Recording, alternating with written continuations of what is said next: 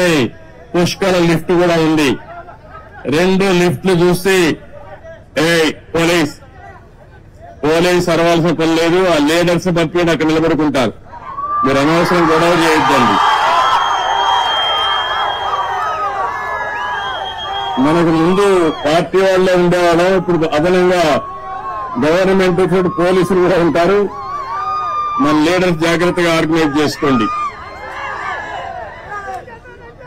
ఈరోజు నేను ఇక్కడికి వచ్చినప్పుడు చూసి పోలీస్ అరవాల్సిన పని లేదు, ఆ లీడర్స్ పంపించి అక్కడ నిలబడుకుంటారు. మీరు అనవసరం గొడవ చేయొద్దండి.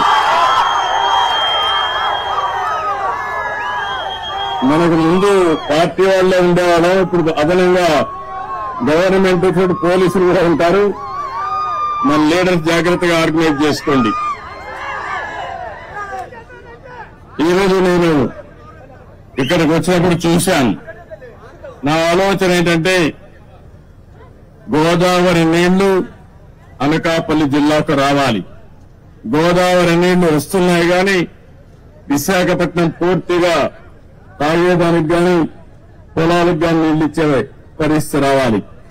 అందుకే ఈ రోజు కూడా పోలవరం పూర్తి కావాలంటే కొంచెం సమయం పడుతుంది కానీ అది పూర్తయ్యే లోపల పురుషోత్తపట్నం పుష్కర లిఫ్ట్ ఇరిగేషన్ల ద్వారా ఒక 2500 క్యూసెక్స్ ఆఫ్ వాటర్ ని ఈ ప్రాంతానికి తీసుకొచ్చే అవకాశం ఉంది. అందుకే దీనికి ప్రాధాన్యత ఇస్తాం. ఇక్కడైతే అక్కుడెట్ నేను చూశాను, ఈ అండర్ పాస్ కూడా వేయాలి. ఈ 2 కూడా వార్ ఫుటింగ్ మీద ఈ రోజే టెండర్లు పిలిచి పూర్తి చేసే బాధ్యత ఇంజనీర్లకు అప్పచెపుతున్నానని చెప్పి కూడా నేను మీకు తెలియజేస్తున్నాను. కాలయాపన లేదు, ఇమ్మీడియట్ గా చేయాలి. అదే మరిగా వచ్చిన డబ్బులు అక్కడక్కడ అరాకొరా ఖర్చు పెడితే పనులు పూర్తి కావాలంటే చాలా సమయం పడుతుంది.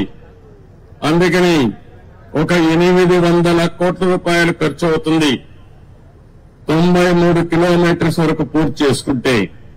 దీనివల్ల దగ్గర 1,00,000 ఎకరాలకు ఈ అనకాపల్లిలో నీళ్లు ఇచ్చే అవకాశం వస్తుంది. ఇప్పుడే ప్రారంభించమంటున్నా.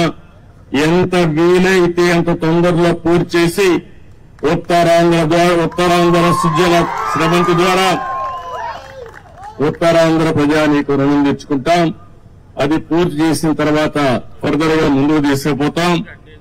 ఇప్పుడు మనకుండే ఇన్ఫ్రాస్ట్రక్చర్ అంతా ఉపయోగించుకుని ఎక్కడికక్కడ నీళ్లు ఇచ్చుకుంటూ అక్కడి నుంచి ఇంకా ముందుకు పోతే మెరుగైన ఫలితాలు వస్తాయి.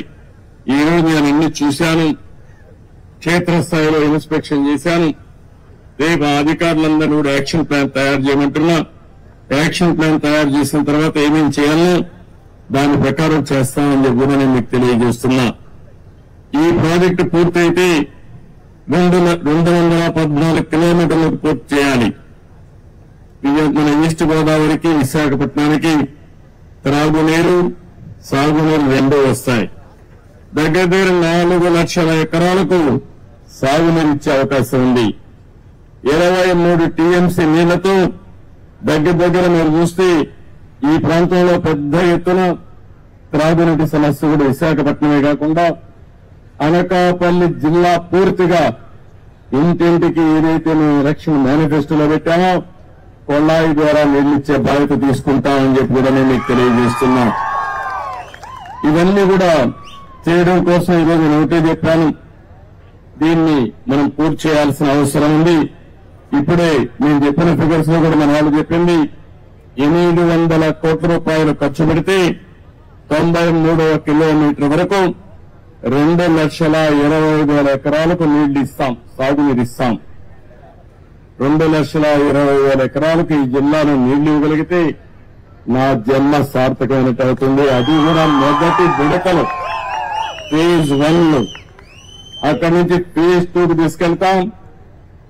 ఈ ఉత్తరాంధ్ర సుజల స్రవంతి వంశధార వరకు వెళ్తుంది. వంశధార గోదావరి కృష్ణ పెన్నా నదుల అనుసంధానం చేసి ఈ రాష్ట్రంలో కరువు లేకుండా చేయాలనేది ఎన్డీఏ అభిష్టం అని చెప్పి కూడా నేను మీకు తెలియజేస్తున్నా. ఇక్కడ షుగర్ ఫ్యాక్టరీ విషయం కూడా చెప్పారు, వాళ్ళకు కూడా హామీ ఇస్తున్నాం. 3 షుగర్ ఫ్యాక్టరీలు ఉన్నాయి. ఆ 3 షుగర్ ఫ్యాక్టరీలు కూడా పడకేసే పరిస్థితికి వచ్చింది. ఆ అసమర్థ ప్రభుత్వం ఏమాత్రం ఆలోచించలేదు. దీనివల్ల కూడా ఇబ్బందులు ఉన్నాయి. నేను అందుకని ఈ మధ్యకాలంలో మనం చూస్తే షుగర్ ఫ్యాక్టరీస్ లో కూడా చక్కెర కొనే వాళ్ళు తగ్గిపోయారు. ఎందుకంటే ప్రతి ఒక్కరికి బాడీనే షుగర్ ఫ్యాక్టరీగా తయారైపోయింది. కాబట్టి చక్కెర కొనే వాళ్ళు తగ్గారు. కానీ ఎథనాల్ తయారు చేసుకోవడానికి ఉపయోగపడుతుంది. ఇది సస్టైనబిలిటీ ఉండాలి, రైతులకు న్యాయం జరగాలి, రైతుల భాగస్వామ్యంతోనే పనిచేయాలి. అందుకని ఇక్కడే పార్లమెంటు మెంబర్ రమేష్ ని, అదే మరి వనిత గారిని ఇద్దరిని చెప్తున్నా, ఇక్కడే ఎమ్మెల్యేస్ కూర్చొని వర్కౌట్ చేయండి. రైతులకు న్యాయం చేయడం ఎన్డీఏ ప్రభుత్వం యొక్క మొదటి కర్తవ్యం. అది చేస్తాం. అదే సమయంలో ప్రతి ఒక్కసారి మీరు మా షుగర్ ఫ్యాక్టరీ పోయింది, రైతులు అన్యాయం చేయడం, ఉద్యోగస్తుల జీతాల్లో చెప్పే పరిస్థితి లేకుండా శాశ్వతంగా ఈ సమస్యకు పరిష్కారం చేయాలనుకుంటున్నాం.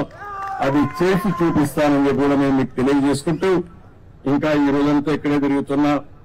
ఇక్కడి నుంచి భోగాపురం ఇంటర్నేషనల్ ఎయిర్పోర్ట్ దగ్గరికి వెళ్తున్నా, మెట్రిక్ జోన్ కు వస్తున్నా. ఈ జిల్లాలో మొట్టమొదటిసారిగా నా పర్యటన మీరు చూస్తే పోలవరం అయింది, ఆ తర్వాత అమరావతి అయింది, నాకు ఓట్లేసిన కుప్పం కాన్స్టిట్యూన్సీ పోయాను. ఆ తర్వాత ఢిల్లీకి పోయి మన రాష్ట్రంలో మొత్తం దివాలా తీశాం. అసలు డబ్బులు లేని పరిస్థితి. ఆ డబ్బులు లేని పరిస్థితి నుంచి ఏ విధంగా అధిగమించాలో ప్రధానమంత్రి గారిని అందరినీ కలిశాను. వారికి కూడా చెప్పాను, నేను కష్టపడతా, మళ్ళా సంపద సృష్టిస్తా, ఆదాయాన్ని పెంచుతా, పేదవాళ్లకు పంచుతాను, ఎక్కడా నాకు అనుమానం లేదు. కానీ ఈ రోజు వెసులుబాటు ఇవ్వాల్సిన బాధ్యత ఎన్డీఏ పైన ఉంది. మనందరం కలిసి చెప్పాం. ప్రజలు మన యొక్క ఆలోచనని ప్రభావితమై బ్రహ్మాండమైన విజయం, దేశంలో ఎక్కడా ఇవ్వని విజయాన్ని ఎన్డీఏకి ఆంధ్రప్రదేశ్ గా ప్రభుత్వం ప్రజలు ఇచ్చారు. ఇది ఒక చరిత్ర, ఒక హిస్టారికల్ ఎలక్షన్. ఒక నియోజకవర్గంలో 95,000 ఓట్లు ఒక ఎమ్మెల్యేకి, ఎంపీ కాదు. 95,000, 94,000, 90,000 ఈ విధంగా ఊర్లో ఉండే వాళ్ళందరూ ఏకపక్షంగా ఓట్లేశారు, గెలిపించారు. కానీ మీ రుణం తీర్చుకోవడం మా బాధ్యత. అందుకే నేను ఇంకొక మాట కూడా చెప్తున్నా, ఓట్లేసాం, మా పని అయిపోయిందని ఇంట్లో పడుకుంటే మళ్ళా దొంగ మాటలు చెప్పే వాళ్ళ మాటలు వింటే వాళ్ళ బజార్లో తిరగనిస్తే మళ్ళా మన బతికేమవుతుందో మీరే ఆలోచించుకోవాల్సిన అవసరం అని నిన్నే చూస్తున్నా. విశాఖ స్టీల్ ప్లాంట్ ఎవ్వరూ ఆలోచించలేదు. మేము దాన్ని ఈ విధంగా కాపాడుకోవాలని మేము ఆలోచిస్తున్నాం. ఈ పనికిరాని పార్టీ ఒకటి ఉంది, అబద్దాల పార్టీ. ఆ పార్టీనే అబద్దాల ఫ్యాక్టరీ. అది వాళ్ళ కడుపు అంతా అబద్దాలు అంటే ఆ పొట్ట నిండా అబద్దాలు తప్ప ఏమీ ఉండవు వాళ్ళకి. వాళ్ళు చెప్తున్నారు ఎప్పుడో వాళ్ళకి కల వచ్చిందంట, నేను ఒప్పుకున్నానంట ప్రైవేటైజ్ చేయడానికి. ఎన్నోసార్లు చెప్పా. తెలుగు వారి ఆత్మగౌరవం కోసం పోరాడినటువంటి ఫ్యాక్టరీ ఇది. ఆరు ఆంధ్ర తెలంగాణ ఉంటే విశాఖ ఆంధ్రుల హక్కుని ప్రాణత్యాగాలు చేసి ఆందోళన చేసి ఈ ఫ్యాక్టరీని సాధించుకున్నాం. ఆ తర్వాత ఇది ప్రైవేటైజ్ చేస్తామన్నప్పుడు వాజ్పేయి గారి గవర్నమెంట్ లో నేను గట్టిగా ఫైట్ చేసి ప్రైవేటైజ్ చేయకుండా కేంద్రం ఆర్థిక సహాయం చేసి ఈ ఫ్యాక్టరీని కాపాడుకున్నాం. ఇప్పుడు కూడా ఏ విధంగా కాపాడుకోవాలో కాపాడుకునే బాధ్యత తీసుకొస్తాం. ఈ చేతగానే అబద్దాలు చెప్పే వాళ్ళ మాటలు నమ్మితే చాలా సమస్యలు వస్తాయి. ఒక పక్క అబద్దాలు చెప్పే వాళ్ళని ఎప్పటికప్పుడు ఖండన చేయాలి, ఖండిస్తుని మళ్ళా వాస్తవాలు చెప్పాలి. అక్కడ వాస్తవాలు చెబితే మీకు పనులు చేయాలి. ఓసారి మీరు కూడా అనుకుంటారు, అబద్దాలు చెప్పంగా ఏదో సామెత ఉంది, కుక్క పిల్లని తీసుకుపోతాం, గొర్రె పిల్లని తీసుకుపోతా ఉంటే ప్రతి ఒక్కరు కనపడిన వాళ్ళందరూ ఏంట్రా ఎవరోడా నువ్వు, ఇదేంటిది కుక్క పిల్లని తీసుకుపోతాను అంటే ఒకటి చెప్తే నేను తెలివైన వాడిని అది గొర్రె పిల్ల అన్నాడు. రెండో వాడు చెప్తే చెప్తే మళ్ళా చూసుకున్నాడు, మళ్ళా నిర్ధారించుకొని ముందుకు పోయాడు. మూడోసారి చెప్తే వీడికి అనుమానం వచ్చింది. నాలుగోసారి అంటే ఇది కుక్క పొల్లంగా పారేసి వెళ్ళిపోతాడు. అది పందాలో ఈ వైఎస్ఆర్ కాంగ్రెస్ పార్టీ పనిచేస్తా ఉంది. కానీ కరడు గట్టిన ఆర్థిక ఉగ్రవాదులు వీళ్ళు, విశాఖపట్నాన్ని దోచేసినటువంటి దొంగలు వీళ్ళు. వీళ్ళు వదిలిపెట్టే సమస్య ఉండదు. ఏం భయపడవలసిన అవసరం లేదు. మీ మనోభావాలకు అనుగుణంగా ప్రయత్నం చేస్తాను, పనిచేస్తాం. నేను ఏదైతే హామీ ఇచ్చానో సూపర్ 6 అవన్నీ చేపిస్తాం. అది చేయించడమే కాదు, ప్రతి ఒక్క కుటుంబానికి నేను అండగా ఉంటా. చేయించే బాధ్యత నాది. ఇప్పటికే మీరు చూశారు, 30 రోజులు కూడా కాలేదు. వచ్చిన వెంటనే నేను చెప్పిన ప్రకారం పింఛన్లు పెంచాం. 3,000 రూపాయలు 4,000 రూపాయలు చేసి ఏప్రిల్ నుంచి ఇస్తామని 7,000 రూపాయలు ఒకేసారి ఇచ్చిన ఏకైక ప్రభుత్వం భారతదేశంలో ఎన్డీఏ ప్రభుత్వం. అది పేదవాళ్లపై నుండే ప్రేమ. ఇంకో పక్క మీరు ఒకసారి చూస్తే మా తమ్ముళ్లకు ఉద్యోగాలు లేవంటే మెగా డిఎస్సీ హామీ ఇచ్చాను. మొదటి సంతకం పెడతానని చెప్పాను. మొదటి సంతకం పెట్టాను. మొదటి క్యాబినెట్ లో పెట్టాను. ఆమోదించి నోటిఫికేషన్ ఇచ్చే పార్టీ తెలుగుదేశం పార్టీ. మూడోది, మీ భూములన్నీ కొట్టేయాలనుకున్నాడు. కొట్టేయాలనుకుంటే నేను ఆ రోజు హామీ ఇచ్చాను, మీరు ఏం భయపడద్దండి. ఇది ల్యాండ్ టైటిలింగ్ యాక్ట్ కాదు, ల్యాండ్ గ్రాబింగ్ యాక్ట్. ఇది జగన్ వేసిన పెద్ద స్కెచ్. ఇది దీన్ని ఇమ్మీడియట్ గా కంట్రోల్ చేస్తారు, రద్దు చేస్తానని చెప్పి రద్దు చేసిన ప్రభుత్వం ఎన్డీఏ ప్రభుత్వం అని చెప్పి కూడా నేను మీకు తెలియజేస్తున్నా. అన్నా క్యాంటీన్లు 180 క్యాంటీన్లు 183 ఉన్నాయి. ఆగస్టు 15 నుంచి ప్రారంభిస్తాం. పేదవాడికి అన్నం పెడతాం. పేదవాడికి అన్నం పెడితే సహించలేని మనస్తత్వం ఈ ఆయన పేరు కూడా నేను చెప్పకూడదు, ఇప్పుడు చెబితే చాలా చిన్నగా ఉంటుంది. అలాంటి వ్యక్తి వీళ్ళంతా సైకో. మా తమ్ముళ్ళు ఇంకా మర్చిపోలేదు. మర్చిపోతే భయంకరం. నేను మొన్న కూడా చెప్పా, నేను అందరితో మాట్లాడుతున్న ప్రపంచం అంతా, అందరూ మీరంటే మాకు అభిమానం ఉంది, మీ మీద నమ్మకం ఉంది, మేము వస్తా ఉంటున్నారు. కానీ మీ రాష్ట్రంలో ఒక భూతం ఉంది, మళ్లీ అది లేస్తే ఏమవుతుంది కాబట్టి అది కూడా ఆలోచించమని నేను చెప్పాను. ఆ భూతానికి భూత వైద్యం చూసుకుంటున్నారు. శాశ్వతంగా ఆ భూతాన్ని వదిలించే బాధ్యత మా ప్రజానీకానికి అప్పచెప్పానని చాలా స్పష్టంగా చెప్పాను. ఆ భూతాన్ని పూర్తిగా కంట్రోల్ చేసేది భూత వైద్యులు మీరే, అది గుర్తుపెట్టుకోవాలి. అది కంట్రోల్ చేసి ముందుకు పోదాం. అదే సమయంలో మా తమ్ముళ్ళందరికీ, ప్రజలందరికీ మీ ఆదాయం పెంచే మార్గం, అదే నైపుణ్య అభివృద్ధి కోసం సెన్సస్ తయారు చేస్తున్నాం.